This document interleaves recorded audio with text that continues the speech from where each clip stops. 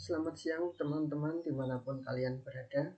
Pada pertemuan kali ini seperti biasa kita akan melakukan presentasi secara virtual untuk membahas materi bahasa Indonesia. Sebelumnya saya mohon maaf jika kalian mendengar suara burung-burung karena memang di rumah saya banyak burung. Mohon bisa dimaklumi. Baik, untuk pertama-tama perkenalkan saya Josidian Halim dari Fakultas Ekonomi yang mana saya dipercaya oleh teman-teman saya untuk mengawali pembahasan materi kali ini. Tidak usah banyak basa-basi, langsung saja mari kita bahas materinya bersama-sama.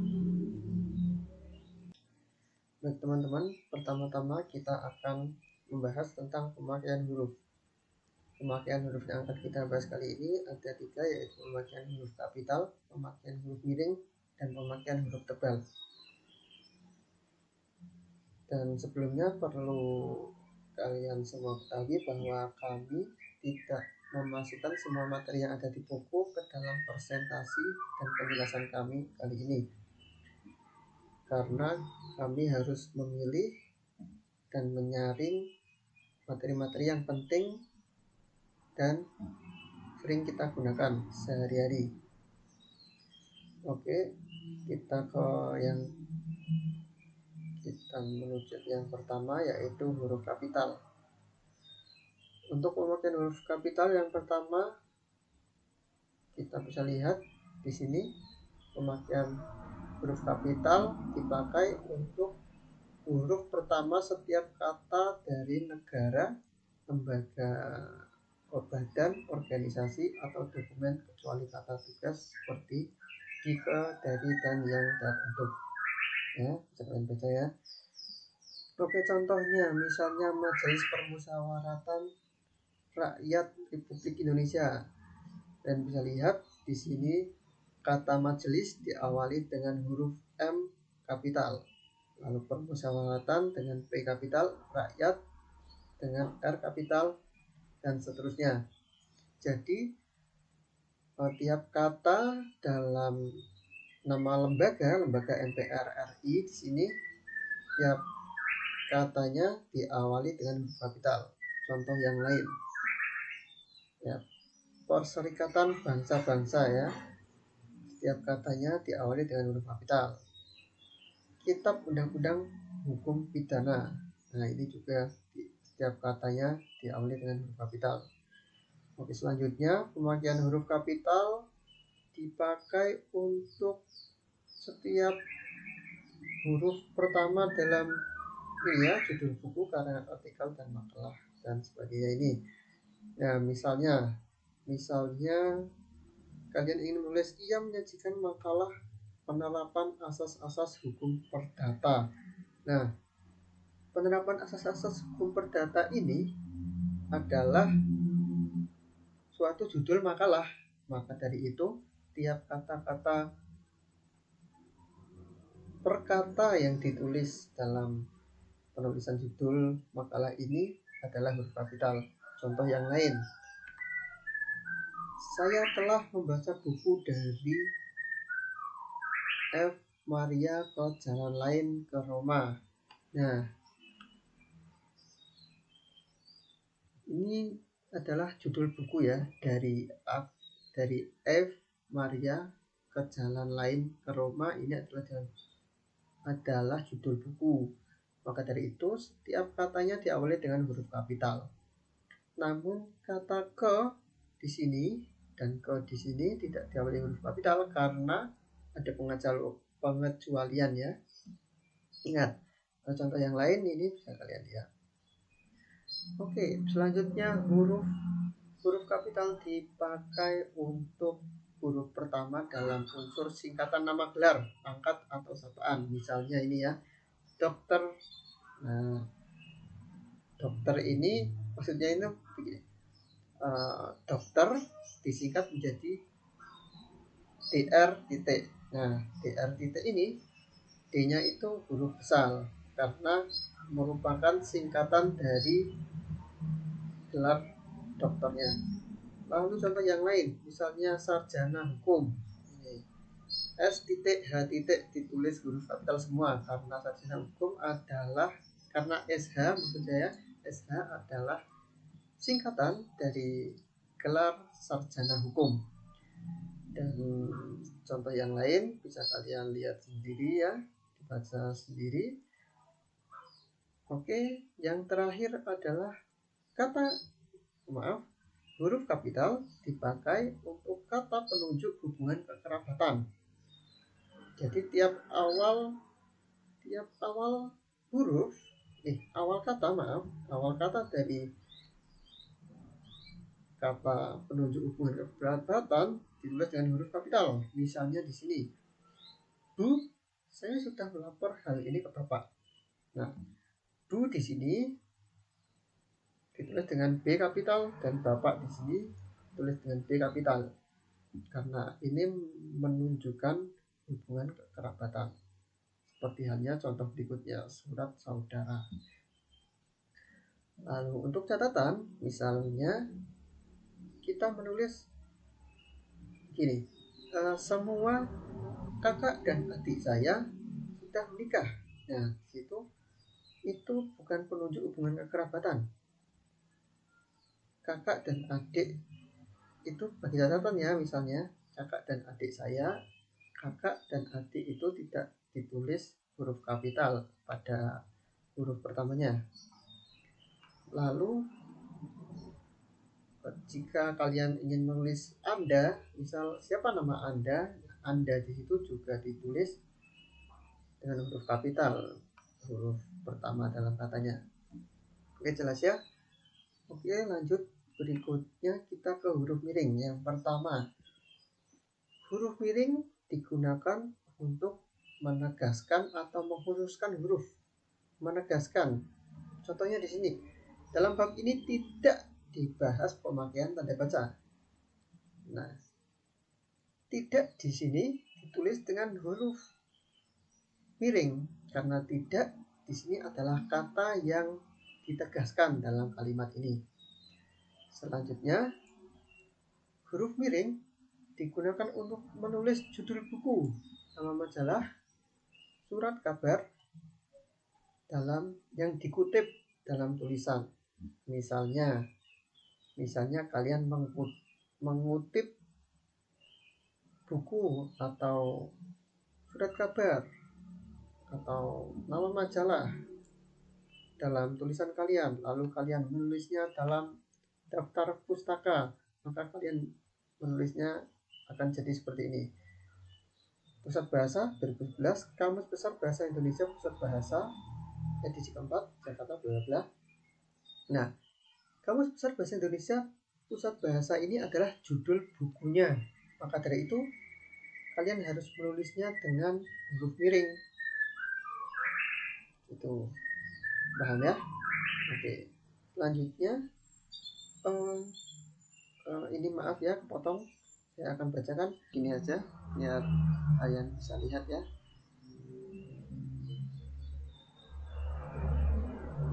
Nah, menuliskan kata atau ungkapan dalam bahasa daerah atau bahasa asing.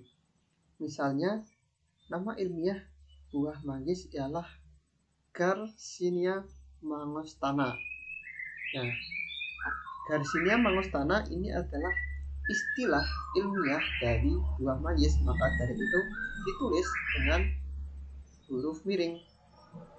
Di sini ini adalah catatan saya sendiri, yaitu untuk huruf miring, jika kalian menulisnya dalam tulisan tangan atau mesin ketik yang bukan komputer, mesin ketik jadul ya, ini tipe mesin ketik yang jadul itu, maka huruf miring ditulis, untuk mengganti huruf miring ditulis dengan cara di garis bawah, jadi ada garis bawahnya jika kalian menulis. Baik, selanjutnya yang ketiga adalah pemakaian huruf tebal. Yang pertama, huruf tebal dipakai untuk menuliskan judul buku, bagian bab, daftar isi, daftar tabel, dan seterusnya. Misalnya ya, kita langsung ke contohnya saja. Misalnya judul Habis gelap terbitlah terang. Habis gelap terbitlah terang ini adalah judul buku, maka dari itu harus ditulis dengan huruf tebal. Kalau contoh yang lain, kalian ingin menulis bab 1 pendahuluan, kalian menulisnya dengan huruf tebal. Bagian bab jadi seperti ini, tulis dengan huruf tebal pula. Dan daftar isi, daftar tabel ditulis dengan huruf tebal juga. Selanjutnya, pemakaian huruf tebal yang kedua adalah dalam cetakan kamus dipakai untuk menuliskan lema dan sublema serta untuk menuliskan lambang bilangan yang menyatakan polisemi. Contohnya ini. Jika kalian belum tahu lema dan sublema, berikut saya jelaskan, oke? Nah, untuk menuliskan lema itu yang mana? Lema itu yang ini ya. Ini kalian misal buka kamus, maka kalian akan melihat seperti ini. Lalu yang dinamakan lema adalah ini ya, kata sabar.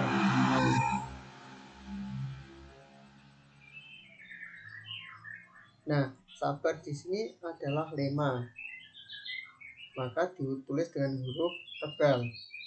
Lalu mana yang sublema? Yang sublema adalah ini. Nah, ini adalah sublema 1, 2, 3. Ini adalah sublema. Selanjutnya, menuliskan lambang bilangan yang menyatakan polisemi. Nah, apa itu polisemi? Ya, maksudnya itu lambang bilangan yang menyatakan polisemi itu misalnya ada kata yang bermakna lebih dari satu. Misal di sini kalah ya. Kalah. Maknanya yang pertama tidak menang. Yang kedua ini, yang ketiga maknanya ini, yang keempat ini. Nah, tiap makna yang berbeda ini ada angkanya. Nah, tiap angka yang ditulis di sini menggunakan huruf tebal. Oke, jelas ya. Saya rasa cukup jelas sampai di sini. Baik teman-teman, itu saja dari saya untuk mengawali pembahasan materi kali ini. Saya mohon maaf apabila banyak noise ya, banyak suara-suara burung dan suara mobil lewat karena rumah saya di pinggir jalan dan banyak burungnya. Jadi mohon maaf sebanyak-banyaknya. Dan lebihnya mohon maaf. Terima kasih. Sekian dari saya. Materi selanjutnya akan dilanjutkan oleh teman saya. Assalamualaikum warahmatullahi wabarakatuh. Perkenalkan, nama saya Wirya Lestari dan pada kesempatan hari ini saya akan membahas tentang kata berimbuhan dan bentuk ulang. Kata berimbuhan adalah kata yang telah mengalami proses pengimbuhan kata atau yang disebut afiksasi. Kata berimbuhan ini memiliki banyak jenisnya seperti awalan, sisipan, akhiran, awalan, dan akhiran. Kita bahas satu persatu. Awalan adalah imbuhan yang diletakkan pada awal kata dasar yang disebut dengan prefiks. Ada beberapa jenis imbuhan awalan. Yang pertama yaitu mo. Imbuhan mo berfungsi untuk membentuk kata kerja aktif pada kata dasarnya. Contohnya yaitu mendobrak, mencari. Contoh kalimatnya yaitu berusaha mendobrak pintu. Yang kedua adalah ber. Imbuhan ber juga bisa berubah menjadi dua, yaitu bel dan be. Apabila imbuhan bertemu dengan kata dasar yang diawali dengan konsonan, maka menjadi be. Contohnya yaitu bekerja, belajar. Contoh kalimatnya yaitu siswa itu belajar untuk menghadapi ujian akhir semester. Selanjutnya yaitu di. Imbuhan di berfungsi untuk membentuk makna pasif pada kata dasarnya. Contohnya yaitu dibuang. Contoh kalimatnya yaitu sampah-sampah itu dibuang ke tempat sampah. Selanjutnya yaitu ada ter. Imbuhan ter juga tidak mengalami perubahan khusus, tetapi memiliki beberapa fungsi, diantaranya ialah terbaik, contohnya kelasku menjadi kelas terbaik.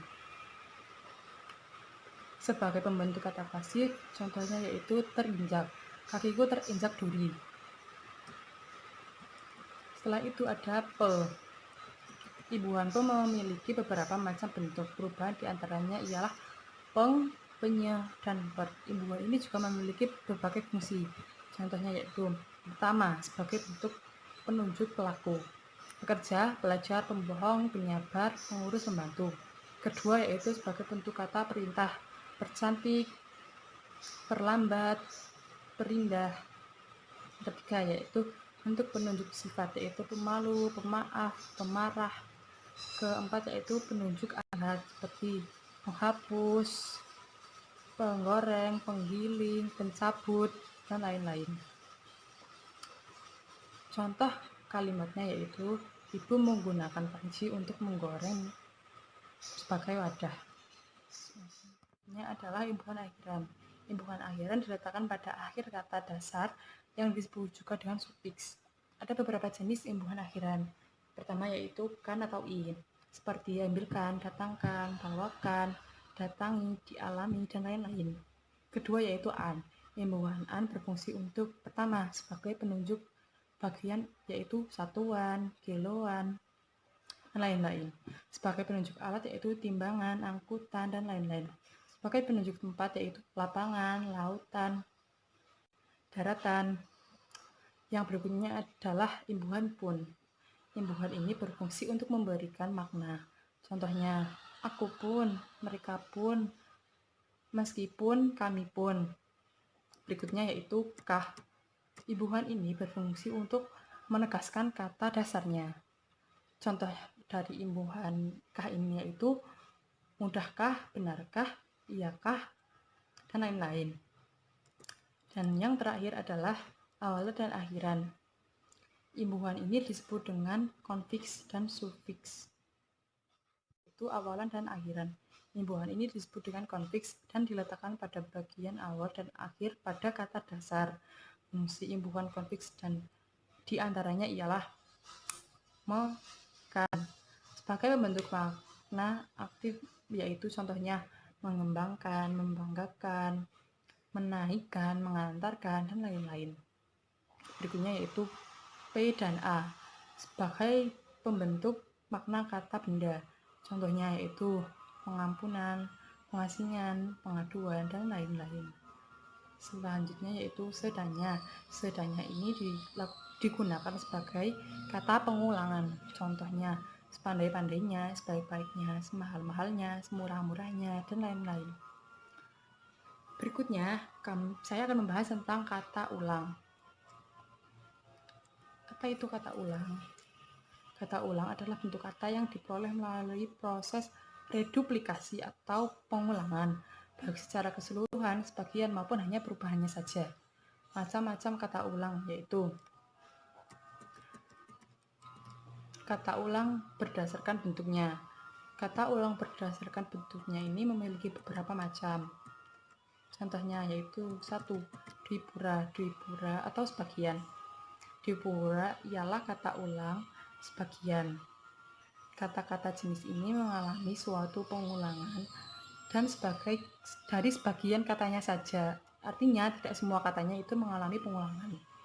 Contohnya sesali, dedaunan, leluhuran, pepohonan. Contoh kalimatnya yaitu dedaunan itu gugur setiap tahun. Kedua yaitu dwilingga. Dwilingga ialah kata ulang menyeluruh, artinya semuanya mengalami bentuk ulang. Kata ulang jenis satu ini ialah mengalami suatu pengulangan secara keseluruhan, misalnya bapak-bapak, ibu-ibu, anak-anak. Contoh kalimatnya, ibu-ibu itu berlomba-lomba membeli baju diskon di sebuah toko. Yang ketiga ialah kata ulang berubah bunyi. Jenis kata ulang yang satu ini mengalami suatu perulangan disertai dengan suatu perubahan bunyi pada bagian kata. Misalnya, teka-teki, mondar-mandir, gotong royong, sayur mayur, lauk pauk. Contohnya, hari ini ibu ke pasar untuk membeli sayur mayur. Yang keempat yaitu kata ulang berimbuhan. Jenis kata ini terjadi akibat suatu penambahan imbuhan pada sebagian kata. Misalnya saja, tarik-menarik, maaf-memaaf, pukul-memukul, atau putar-memutar. Contoh kalimatnya yaitu, di bulan Ramadan ini alangkah lebih baiknya kita sebagai manusia saling memaafkan. Selanjutnya ada kata ulang yang merubah makna kata. Contohnya yaitu pertama, menyatakan kesamaan. Jenis kata ulang yang satu ini mengalami suatu pembentukan makna, misalnya keibu-ibuan, kemuda-mudaan, kebiru-biruan, kemerah-merahan, dan sebagainya. Contoh kalimatnya yaitu, Ani mempunyai sifat yang sangat keibu-ibuan. Kedua yaitu menyatakan saling. Jenis kata yang satu ini mengalami perubahan makna. Misalnya, pukul-memukul, salam-salaman, maaf-memaafkan, tolong-menolong. Contoh kalimatnya, di bulan Ramadan ini, lebih baik kita sebagai manusia saling maaf-memaafkan. Ketiga yaitu menyatakan jamak dan beragam. Jenis kata ulang yang satu ini mengalami suatu pembentukan makna. Misalnya sayur-mayur, buah-buahan, tumbuh-tumbuhan, pohon-pohonan, mobil-mobilan, bapak-bapakan, dan sebagainya. Contoh kalimatnya yaitu, ibu membeli buah-buahan di pasar. Berikutnya ada makna imbuhan yang menyatakan intensitas. Jenis kata ulang yang satu ini mengalami suatu pembentukan makna, misalnya bolak-balik, mondar-mandir, jalan-jalan, makan-makan, berjam-jam, bertahun-tahun, dan lain sebagainya. Contoh kalimatnya yaitu, saya dan keluarga pergi ke pantai Indrayanti. Yang kelima yaitu menyatakan bilangan. Kata ulang jenis ini mengalami suatu pembentukan makna, misalnya 11, 22, 33, 44, dan lain sebagainya. Yang keenam yaitu menyatakan keadaan atau suatu situasi. Jenis kata yang satu ini mengalami suatu pembentukan makna, misalnya mentah-mentah, hidup-hidup, mati-mati, merah-merah, dan sebagainya. Yang ketujuh yaitu menyatakan suatu bentuk bilangan.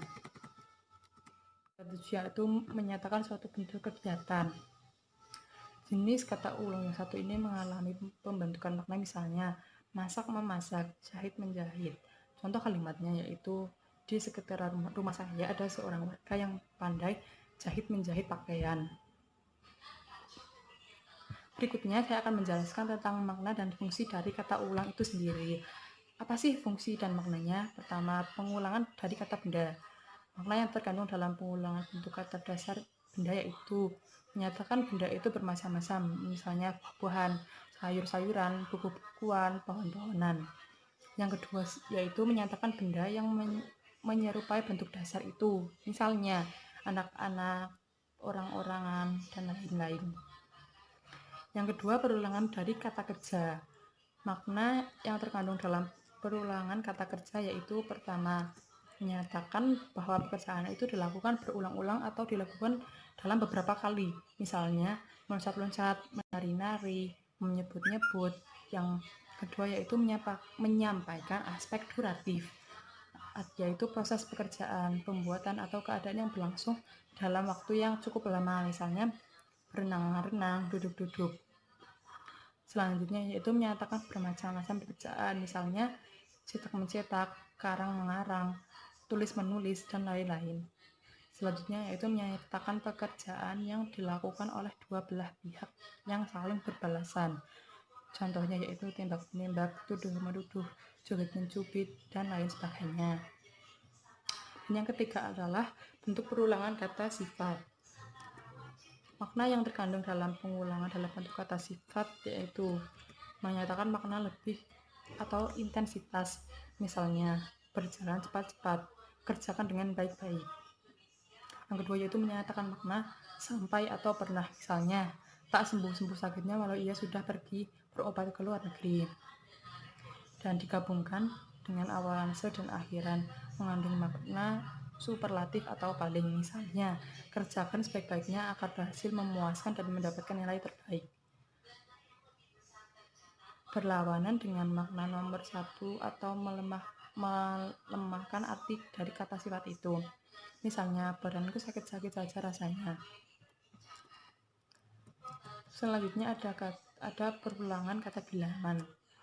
makna perulangan kata bilangan yaitu misalnya perulangan kata satu menjadi satu menjadi makna satu demi satu. Misalnya peserta itu masuk ruang ujian 1/1. Perulangan kata satu dengan tambahan akhirannya memberikan makna hanya satu itu. Misalnya anak ini adalah anak tunggal atau anak satu-satunya. Selanjutnya yaitu perulangan kata 22, 33 dan seterusnya memberikan pengertian sekaligus 2, 3 dan seterusnya. Misalnya saja jangan masuk 22 karena pintu itu tidak lebar. Bentuk perulangan kata bilangan dengan awalan ber saat ini sering diganti dengan bentukan dengan akhiran an, misalnya berpuluh-puluh menjadi puluhan, beratus-ratus menjadi ratusan. Setelah makna, saya akan menjelaskan tentang prinsip pengulangan. Yang pertama, pengulangan tidak mengubah golongan atau kelas kata dan dari bentuk dasar kata ulang seperti kata benda, kata sifat, kata kerja. Contohnya kata benda yaitu sepatu-sepatu, bungkusan-bungkusan, buah-buahan, sayur-sayuran, pakaian-pakaian. Yang kedua yaitu kata kerja yaitu berkejar-kejar, mencubit-cubit, tertegun-tegun. Dan yang terakhir ada kata sifat yaitu bagus-bagus, nakal-nakal, seburuk-buruknya atau buruk, dan keputih-putihan atau putih. Yang kedua yaitu bentuk dasar selalu berupa bentuk yang terdapat dalam penggunaan bahasa sehari-hari. Contohnya, memperbincang-bincangkan. Bentuk dasarnya memperbincangkan, bukan memperbincang. Bersalam-salaman. Bentuk dasarnya bersalaman, bukan bersalam. Dan yang ketiga yaitu rumah-rumahan. Bentuk dasarnya itu kan rumah, bukan rumahan. Bentuk kata ulang. Bentuk kata ulang ada beraneka ragam. Menurut bentuknya, kata ulang dapat dibedakan menjadi 1. Kata ulang penuh atau kata ulang murni, yaitu kata ulang yang dihasilkan oleh perulangan unsur-unsurnya secara penuh atau menyeluruh. Misalnya rumah-rumah, sakit-sakit. Kata ulang yang kedua yaitu kata ulang berhubungan atau kata ulang bersambungan. Kata ulang ini salah satu unsurnya berimbuhan awalan, sisipan atau akhiran. Misalnya berjalan-jalan, turun-temurun, tanam-tanaman. Yang ketiga yaitu kata ulang berubah bunyi. Kata ulang yang mengalami perubahan bunyi pada unsur pertama atau unsur kedua kata ulang. Misalnya bolak-balik, serbu-serbu, mondar-mandir. Yang keempat ada kata ulang semu, yaitu yang kita jumpai dalam ulang ini jika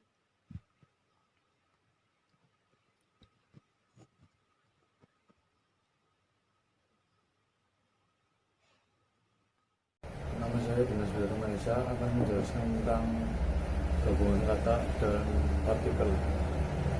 Yang pertama itu gabungan kata merupakan penggabungan antara dua kata yang membentuk suatu kata dan makna yang baru.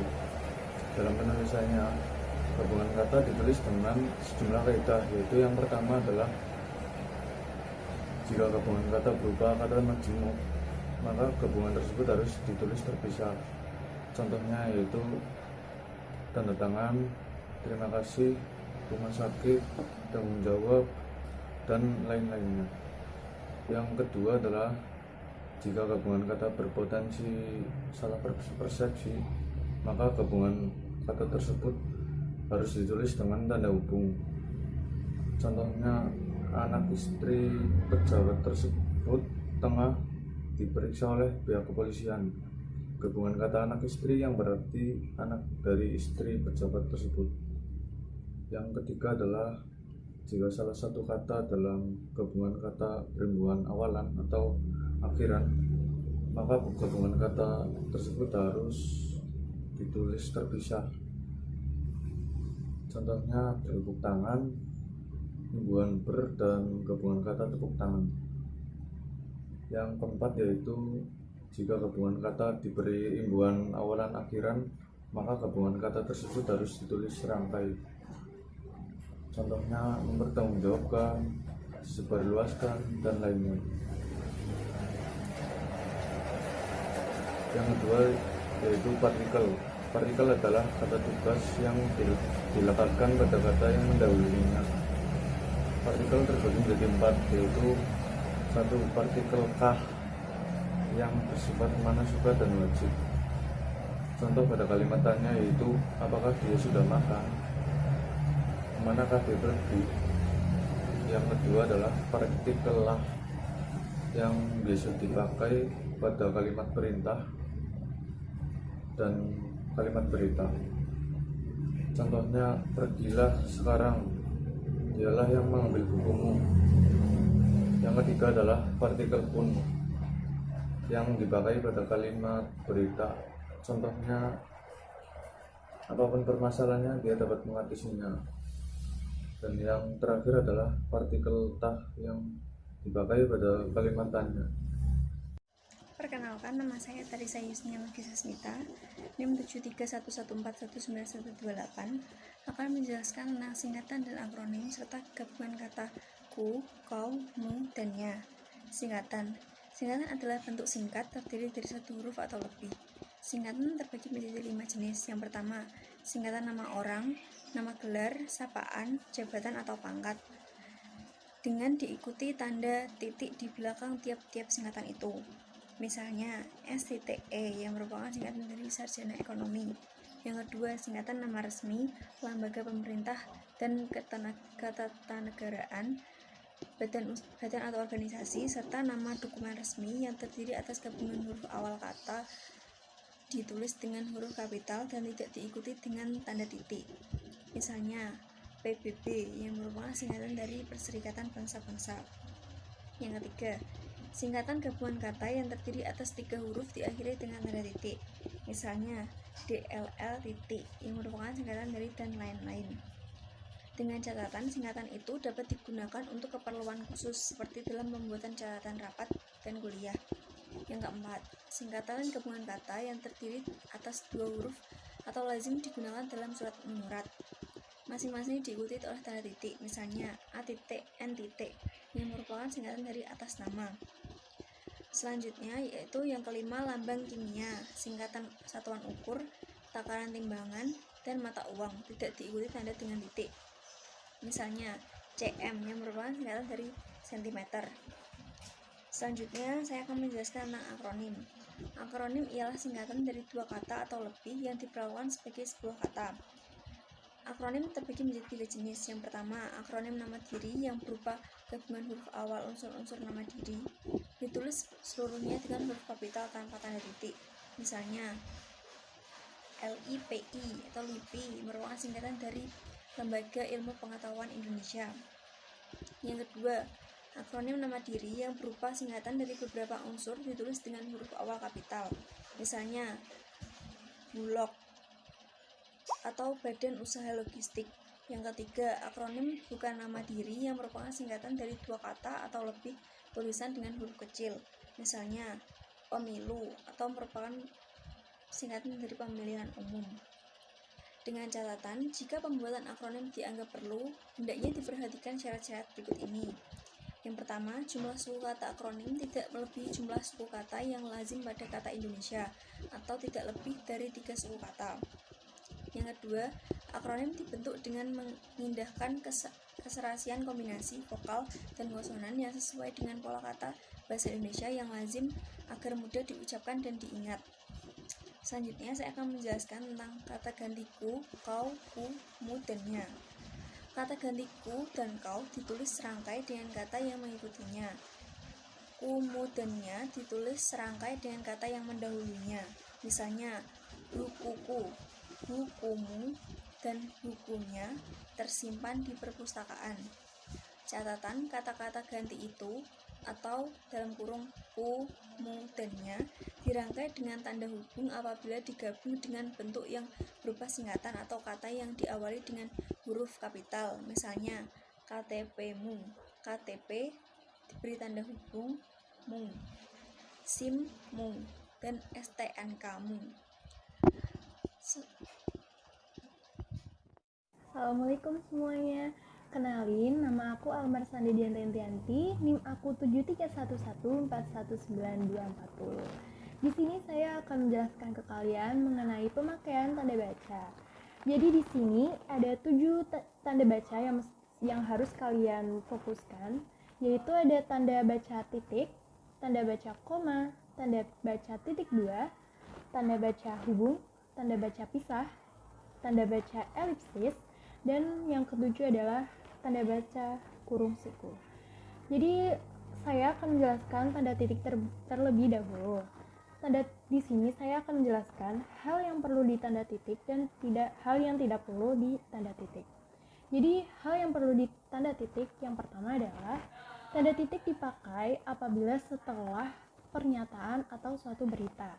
Contohnya, hari ini hujan. Itu adalah suatu pernyataan dan suatu berita. Maka di belakang kalimat tersebut kita membutuhkan tanda titik. Berikutnya adalah tanda titik dipakai di belakang angka atau huruf dalam suatu bagan atau daftar. Contohnya, saya mengambil contoh pada suatu daftar isi, seperti bab 1 titik bla bla bla. Berikutnya adalah 1 titik bla bla bla atau A titik bla bla bla, seperti itu. Lalu saya akan menjelaskan catatan yang harus kalian ingat, karena banyak salah pengertian mengenai hal ini. Yang pertama adalah tanda titik tidak dipakai pada angka atau huruf yang sudah diberi tanda kurung. Apabila tadi di dalam daftar isi terdapat bab 1 titik bla bla bla, berikutnya adalah 1 titik bla bla bla, apabila menggunakan tanda kurung seperti 1 kurung bla bla bla, itu tidak membutuhkan tanda titik karena sudah terdapat tanda kurung setelah angka tersebut. Lalu berikutnya ada tanda titik tidak dipakai pada akhir penomoran digital yang lebih dari 1 angka. Dan yang ketiga adalah tanda titik tidak dipakai di belakang angka atau angka terakhir dalam penomoran deret digital yang lebih dari 1 angka dalam judul, tabel, bagan, grafik, atau gambar. Contohnya, apabila kita membaca suatu buku, di situ terdapat suatu gambar, dan di bawah gambar tersebut terdapat seperti keterangan 1.1 gambar mengenai apa. Setelah angka 1 seperti 1.1, setelah angka 1 yang kedua ini tidak membutuhkan tanda titik. Maaf. Lalu berikutnya saya akan menjelaskan kalian mengenai tanda koma. Jadi di sini seperti tanda titik, tanda koma juga ada hal yang perlu tanda koma dan ada hal-hal yang tidak membutuhkan tanda koma. Hal yang membutuhkan tanda koma yang pertama adalah tanda koma dipakai di antara unsur-unsur dalam suatu perincian atau pembilangan. Contohnya, hari ini saya membeli buku, majalah, pensil, dan penghapus. Titik. Yang kedua adalah tanda koma dipakai sebelum kata penghubung. Contohnya, tetapi, melainkan, dan sedangkan. Dan dalam kalimat majemuk setara. Contohnya ya. Ini adalah berikut adalah contohnya. Ini bukan milik saya, melainkan milik kamu. Seperti itu. Yang ketiga adalah tanda koma dipakai untuk memisahkan anak kalimat yang mendahului induk kalimatnya. Contohnya, kalau diundang, saya akan datang. Seperti itu. Karena anak kalimatnya kan jika diundang, lalu induk kalimatnya itu saya akan datang, kayak gitu. Lalu yang keempat adalah tanda koma dipakai di belakang kata atau ungkapan penghubung antar kalimat, seperti oleh karena itu, jadi, dengan demikian, sehubung dengan itu, dan meskipun demikian, gitu. Contohnya, orang tuanya kurang mampu. Meskipun demikian, anak-anaknya berhasil menjadi sarjana. Dan yang kelima adalah tanda koma dipakai sebelum dan atau sesudah kata seru, seperti oh, ya, wah, aduh, atau hai, kayak gitu. Contohnya ya, oh begitu. Setelah kata oh, itu harus menggunakan tanda koma. Yang keenam adalah tanda koma dipakai untuk memisahkan petikan langsung dari bagian lain dalam suatu kalimat. Contohnya, kata nenek saya, koma, tanda petik, kita harus berbagi dalam hidup ini. Titik dan tanda petik. Yang ketujuh, tanda koma dipakai di antara nama, alamat, bagian-bagian alamat, tempat dan tanggal, serta nama tempat dan wilayah atau negeri yang ditulis berurutan. Hal ini terdapat pada suatu surat atau apabila kalian membuat suatu surat ya, kalian lagi ngetik surat, itu kalian butuh ini. Kayak misalnya Semarang, 17 Agustus 1945, kayak gitu. Lalu yang ketiga, tanda baca yang ketiga yang bakal saya jelasin itu tanda titik 2. Pemakaian tanda baca titik 2 itu adalah yang pertama, tanda titik 2 tidak dipakai jika perincian atau penjelasan itu merupakan pelengkap yang mengakhiri pernyataan. Contohnya, kita memerlukan kursi, koma, meja, koma, dan buku.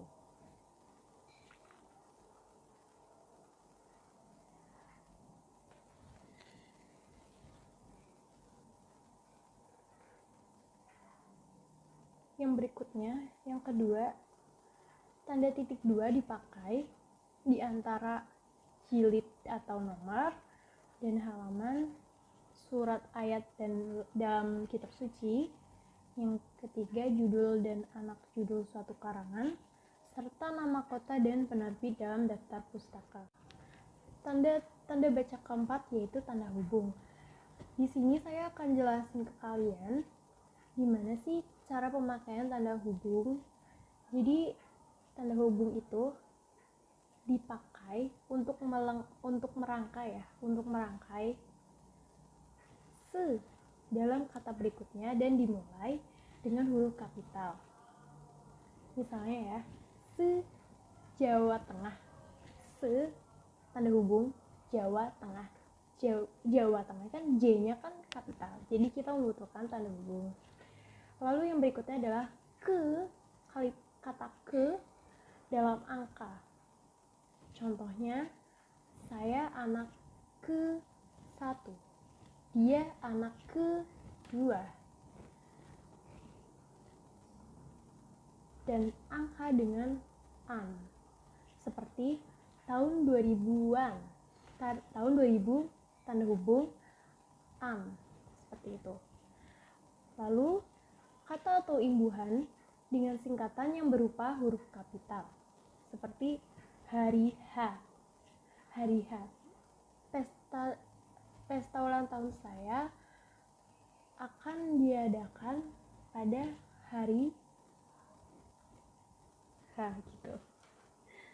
Lalu berikutnya, kata dengan kata ganti Tuhan. Seperti contohnya rahmatmu. Mu-nya kan merujuk pada Tuhan, maka sebelum kata mu, kita membutuhkan tanda hubung untuk merujuk ke Tuhan. Lalu berikutnya adalah huruf dan angka. Seperti ini tuh untuk merangkai huruf dan angka. Seperti S1 itu harus menggunakan tanda hubung S tanda hubung 1, S tanda hubung 2, D sama tanda hubung 3, kayak gitu. Lalu berikutnya adalah kata ganti ku, mu, dan nya dengan singkatan yang berupa huruf kapital. Jadi kayak tadi, tapi ini tuh kapitalnya tuh di depan gitu loh. Kalau tadi kan kapitalnya di belakang, ini kapitalnya di depan. Kayak ini SIM-mu, ini KTP-mu, ini KTP-nya. Nah gitu kan, tulisan KTP atau SIM itu kan menggunakan huruf besar. Jadi berikutnya kita menggunakan tanda hubung baru imbuhannya. Kayak gitu. Lalu yang berikutnya, pemakaian tanda hubung itu digunakan untuk menandai bentuk terikat menjadi objek bahasan. Contohnya, kata pasca berasal dari bahasa Sanskerta. Pasca itu kan katanya berasal dari bahasa Sanskerta. Itu adalah objek bahasanya, terkait dengan objek bahasanya. Lalu tanda hubung yang kelima yang akan kita bahas adalah tanda pisah. Jadi saya akan menjelaskan pemakaian tanda pisah. Tanda pisah dapat dipakai juga untuk menegaskan adanya keterangan, aposisi, atau keterangan yang lain. Contohnya, Soekarno-Hatta, proklamator kemerdekaan Republik Indonesia, diabadikan menjadi nama Bandar Udara Internasional. Soekarno-Hatta, tanda pisah, proklamator kemerdekaan Republik Indonesia, tanda pisah, diabadikan menjadi nama Bandar Udara Internasional. Yang kedua adalah tanda pisah dipakai di antara dua bilangan tanggal atau tempat yang berarti sampai dengan atau sampai ke. Misalnya, saya menjadi mahasiswa Fakultas Ekonomi Universitas Negeri Semarang dari tahun 2019 sampai itu menggunakan tanda pisah sampai 2020. Contoh. Jangan deh. Lalu berikutnya adalah tanda baca ke-6 yang akan kita bahas adalah tanda elipsis. Jadi tanda elipsis itu penggunaannya untuk menunjukkan bahwa suatu kalimat atau kutipan ada bagian yang dihilangkan.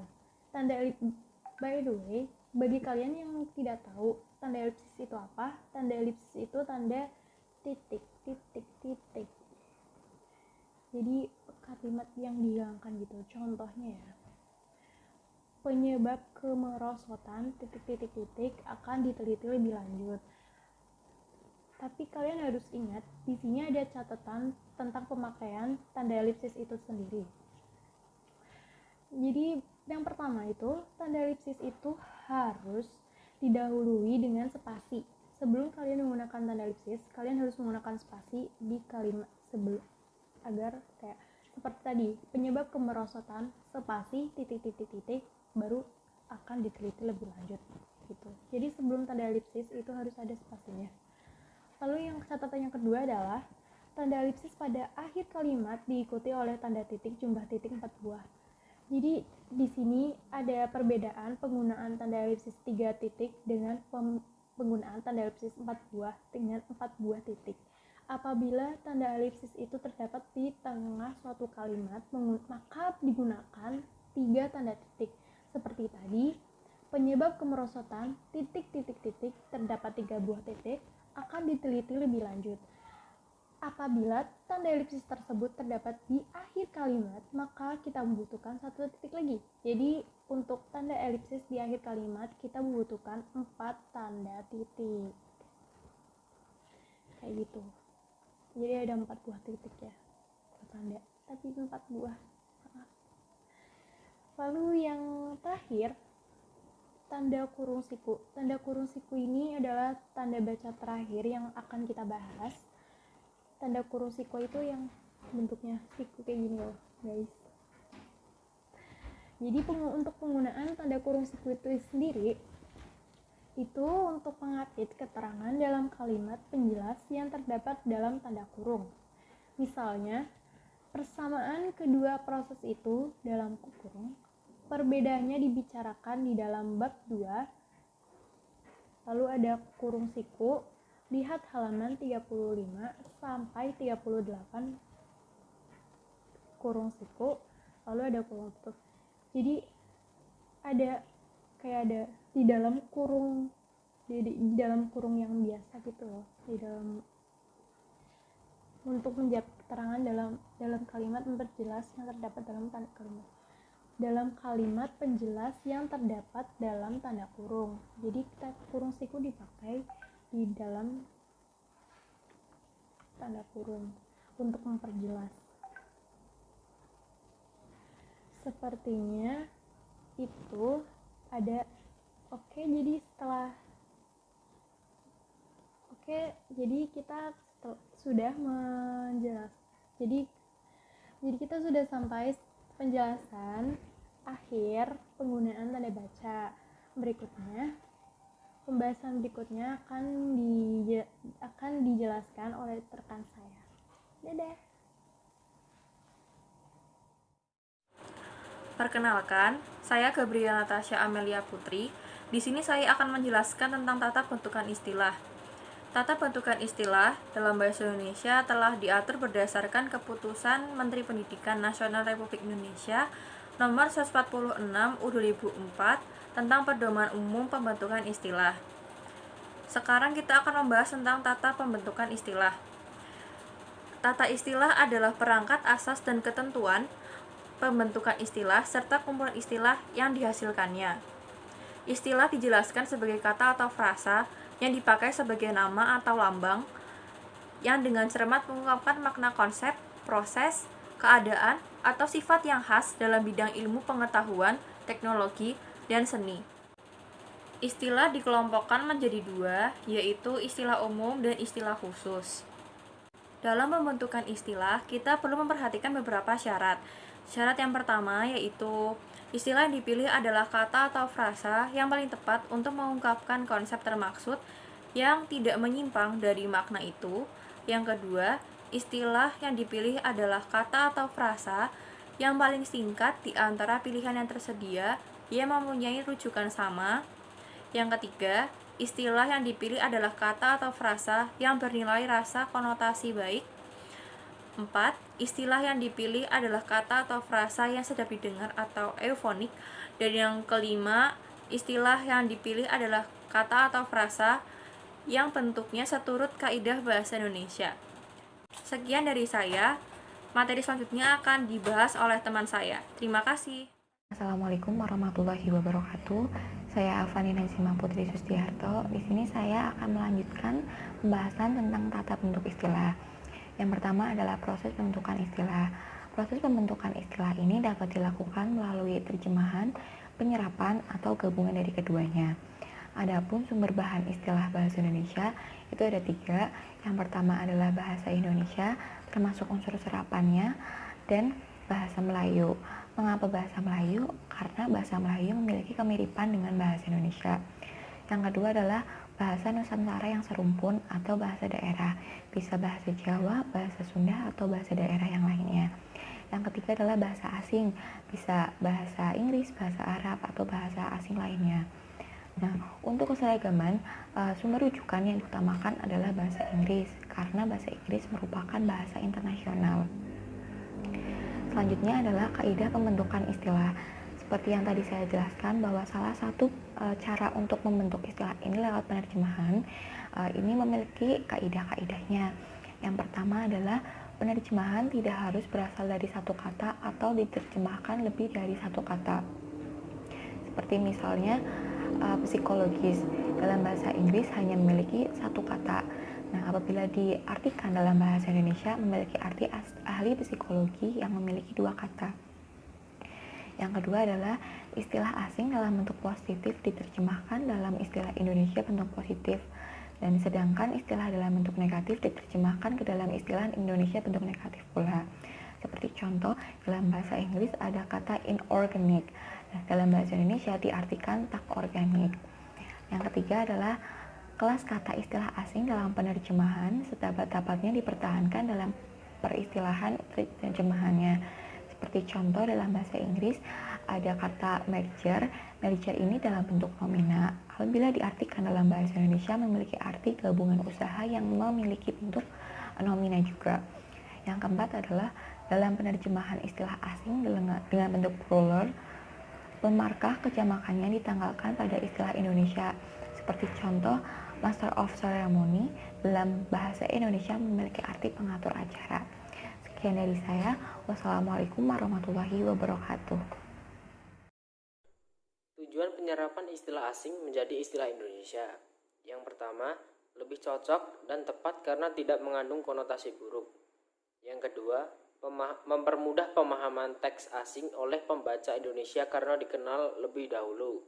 Yang ketiga, meningkatkan ketersalinan bahasa asing dan bahasa Indonesia secara timbal balik mengingat keperluan masa depan. Yang keempat, mempermudah kesepakatan antar pakar jika padanan terjemahannya terlalu banyak sinonimnya. Yang terakhir, lebih ringkas jika dibandingkan dengan terjemahan Indonesianya. Lalu, aspek semantik peristilahan. Istilah baru dapat dibentuk lewat penyempitan dan perluasan makna kata yang lazim dan tidak lazim. Artinya, kata itu dikurangi atau ditambah jangkauan maknanya sehingga penerapannya menjadi lebih sempit atau lebih luas. Misalnya, gaya sama dengan kekuatan. Dipersempit maknanya menjadi dorongan atau tarikan yang akan menggerakkan benda bebas. Dan menjadi istilah baru untuk padanan istilah Inggris, force. Sinonim adalah dua istilah atau lebih yang maknanya sama atau mirip tetapi bentuknya berlainan. Di antara istilah sinonim itu, salah satunya ditentukan sebagai istilah baku atau yang diutamakan. Misalnya, acceleration, yang dipakai istilah percepatan, walaupun akselerasi juga tetap digunakan. Istilah homonim berupa dua istilah atau lebih yang sama ejaan dari lafalnya, tetapi maknanya berbeda karena asalnya berlainan. Istilah homonim dapat dibedakan menjadi yang pertama, istilah homograf, yakni istilah yang sama ejaannya tetapi berbeda lafalnya. Misalnya, pedeologi, itu berasal dari paido, ilmu tentang hidup dan perkembangan anak. Lalu, pedeologi, pedon, ilmu tentang tanah. Yang kedua, istilah homofon ialah istilah yang sama lafalnya tetapi berbeda ejaannya. Misalnya, bank dengan bank. Yang pertama itu BANK, yang kedua itu BANG. Assalamualaikum warahmatullahi wabarakatuh. Perkenalkan, nama saya Saktiani Nurul Hidayah, NIM 811418045 dari kelompok 7. Di sini saya akan menjelaskan tentang Undang-Undang Kebahasaan. Undang-Undang Kebahasaan, masalah kebahasaan telah diatur dalam Undang-Undang Republik Indonesia Nomor 24 Tahun 2009 tentang bendera, bahasa, dan lambang negara serta lagu kebangsaan. Dasar pemikiran dalam undang-undang yang pertama, bendera, bahasa, dan lambang negara serta lagu kebangsaan Indonesia merupakan sarana pemersatu identitas dan wujud eksistensi bangsa yang menjadi simbol kedaulatan dan kehormatan negara. Yang kedua, bendera, bahasa, dan lambang negara serta lagu kebangsaan Indonesia merupakan manifestasi kebudayaan yang berakar pada sejarah perjuangan bangsa, kesatuan dalam keragaman budaya, dan kesamaan dalam mewujudkan cita-cita bangsa dan negara. Yang ketiga, pengaturan tentang bendera, bahasa, dan lambang negara serta lagu kebangsaan Indonesia belum diatur di dalam bentuk undang-undang. Aturan penggunaan bahasa Indonesia yaitu pasal yang mengatur mengenai penggunaan bahasa Indonesia antara lain pasal 26, pasal 27, pasal 28, pasal 29, pasal 30 sampai pasal 40.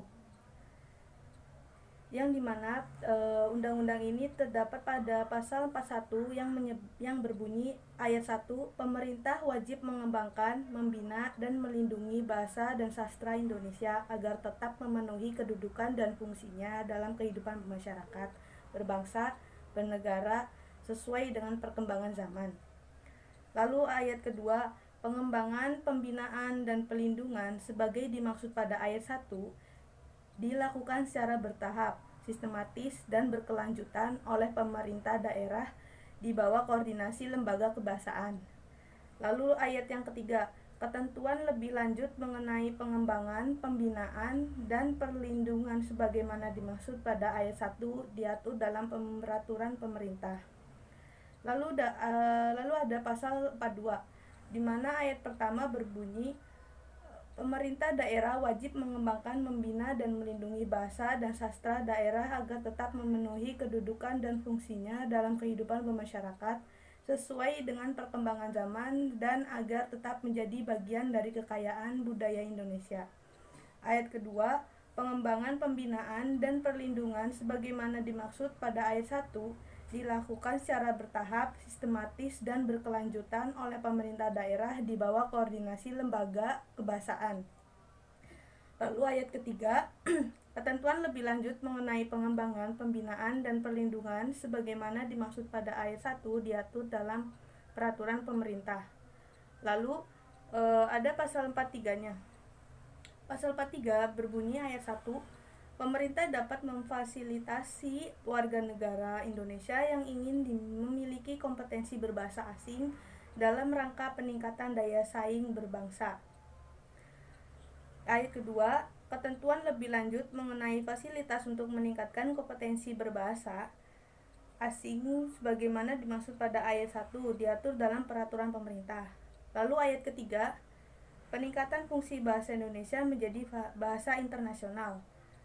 Pasal 44 ayat 1, pemerintah meningkatkan fungsi bahasa Indonesia menjadi bahasa internasional secara bertahap, sistematis, dan berkelanjutan. Ayat kedua, peningkatan fungsi bahasa Indonesia menjadi bahasa internasional sebagaimana dimaksud pada ayat 1, dikoordinasi oleh lembaga kebahasaan. Lalu ayat ketiga, ketentuan lebih lanjut mengenai peningkatan fungsi bahasa Indonesia menjadi bahasa internasional sebagai dimaksud pada ayat 1 diatur dalam peraturan pemerintah. Sekian dari saya. Wassalamualaikum warahmatullahi wabarakatuh.